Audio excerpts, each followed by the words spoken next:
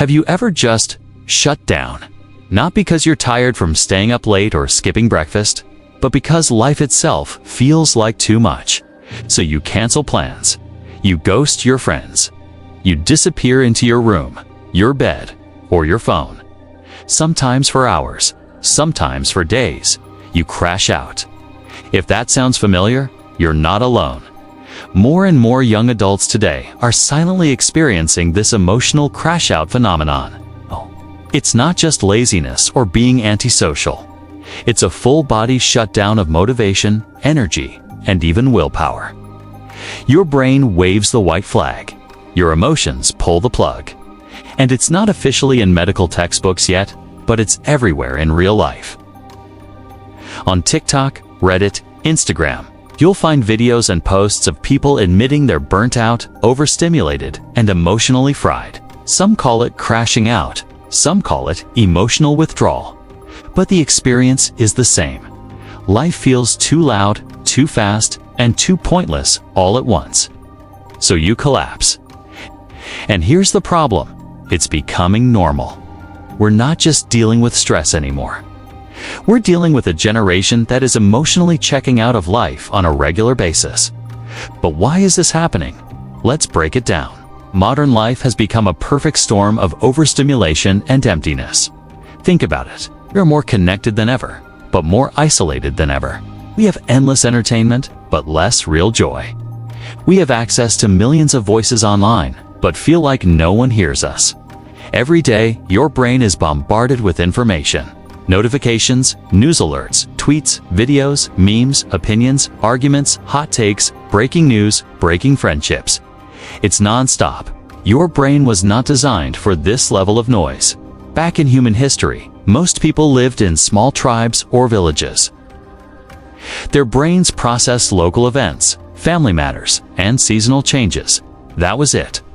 Today, you can wake up in your bed, scroll your phone for 10 minutes, and experience a war in one country, a celebrity scandal in another, a tragic death, a political meltdown, an environmental disaster, and 5 personal rejections on social media, all before breakfast. That's not normal. That's emotional overload. So, your system crashes. Your nervous system taps out because it doesn't know how else to handle the weight of existing in this hyper-digital, hyper-disconnected world. But there's another layer to this, a deeper one. And we have to be honest about it. It's not just overstimulation that's causing this epidemic of crashing out. It's also a crisis of meaning. We live in a time where young people are told, life has no inherent purpose. You're just atoms in motion. Consciousness is an accident. Morality is subjective. Death is the end. Good luck. Now imagine trying to carry that on your shoulders. Imagine waking up every day thinking there's no higher reason for your existence. That nothing you do ultimately matters. That love, friendship, success, and failure are just temporary chemical reactions in your brain.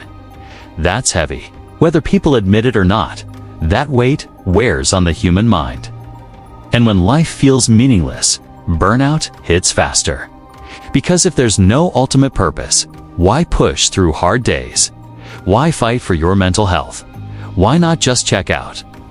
This isn't a philosophical debate anymore. It's a mental health emergency. A recent study by the American Psychological Association showed that Gen Z reports the highest levels of anxiety and depression of any generation in history. And it's not just about school, work, or social media.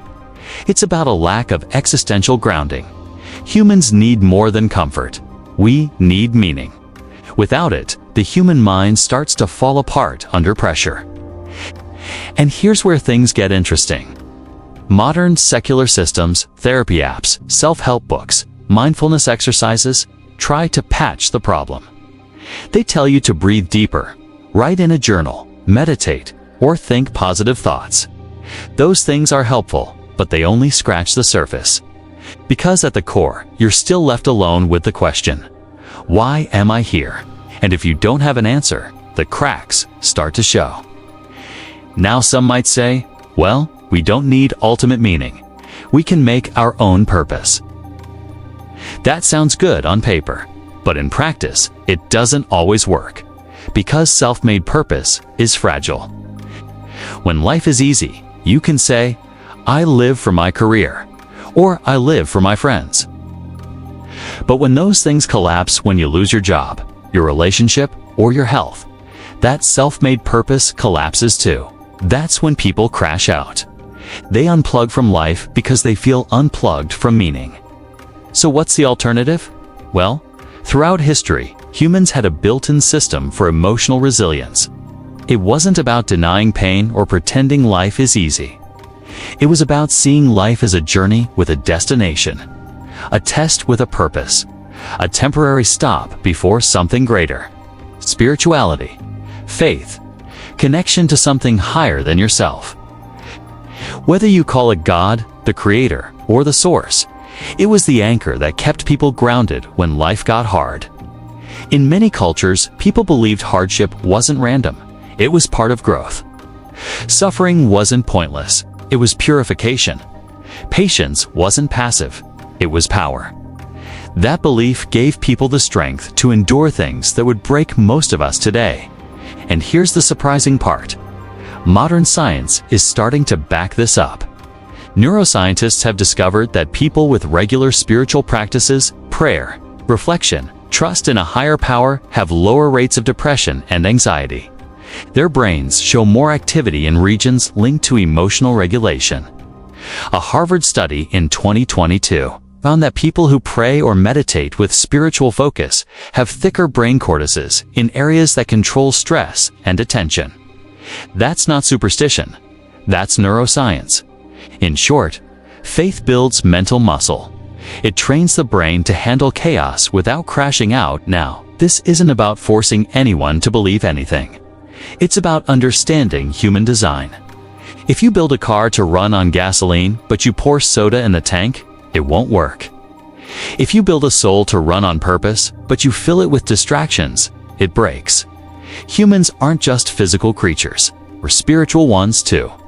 When you ignore that side, you pay the price in mental health. And that's what we're seeing today. A generation that has more freedom, more technology, more comfort than any in history, but less peace.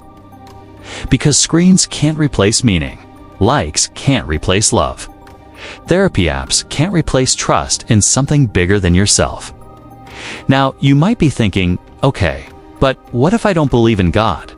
What if I don't see evidence for a higher power? That's a fair question. But consider this. Even if you're unsure about belief, ask yourself, what if the need for meaning isn't a glitch in your brain, but a clue to something real? What if the very fact that you crave purpose points to the existence of one? When you feel hungry, it's because food exists. When you feel thirsty, it's because water exists. When you feel the need for meaning, maybe that's because meaning exists too. Maybe life isn't random after all. Maybe you're not just an accidental collection of atoms. Maybe you're here for a reason. And if that's true, then suffering isn't pointless. It's part of your growth. Failure isn't the end. It's a lesson. Pain isn't just pain. It's purification. That perspective changes everything. It turns life from something you escape into something you face head-on. It gives you tools to get back up when you fall.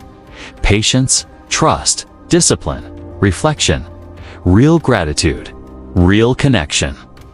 These aren't empty rituals. They're psychological tools disguised as spiritual ones. They train your mind not to crash out, but to reset, recharge, and come back stronger. So the next time you feel like disappearing, ask yourself, am I overloaded because life is hard? Or because I've been living without an anchor? Maybe it's time to stop running from the question of meaning. Maybe it's time to stop trying to do life on your own, because you weren't designed to carry everything by yourself. And maybe that's not weakness. Maybe that's the beginning of real strength.